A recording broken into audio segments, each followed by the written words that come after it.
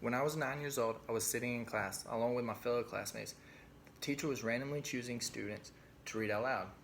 The teacher eventually called on me, so I began to read. I quickly realized that I was unable to read as well as the other students. I kept suffering and mixing up words. My classmates began to giggle and became very embarrassed. Soon after, I went to the doctor and was told that I had dyslexia. I've learned a lot about this condition over the years through the internet and others that have the same problem.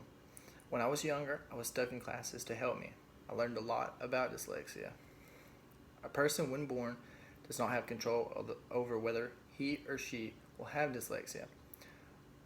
I hope that when this speech is over, you'll have gained better knowledge and understanding of dyslexia.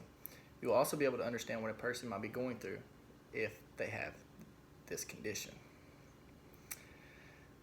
First, let's learn exactly what dyslexia is and why it happens.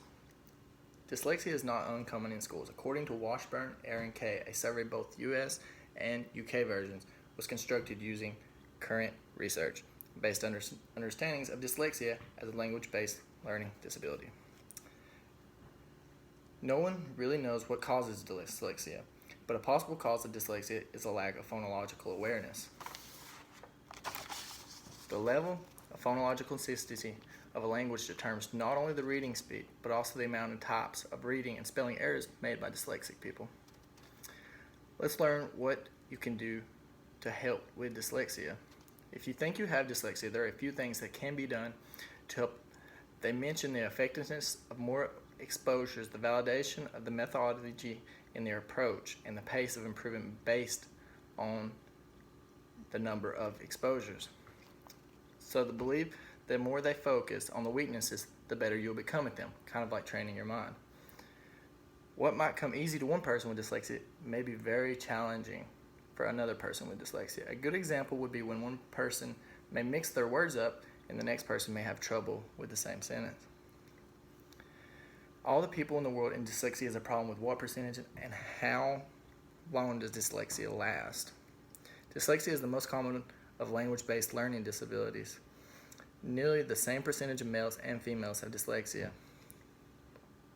1 in 5 students, or 15 to 20% of the population, have a learning-based disability.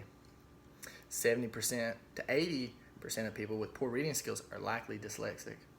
Because the source of dyslexia lies in the brain, children do not outgrow dyslexia.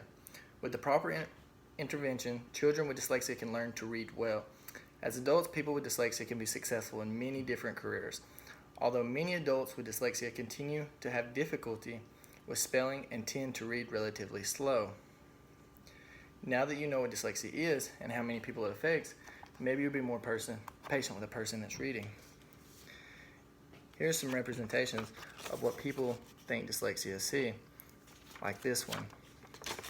It's a simple text, but as they think they're talking, they accidentally misplace the letters in the sentence, but it's just a joke. And here are a couple of the problems that dyslexic people have.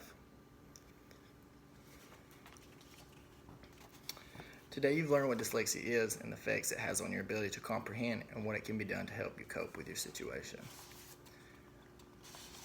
I've never been impatient with others as they read slow because I've had the same problem, and other people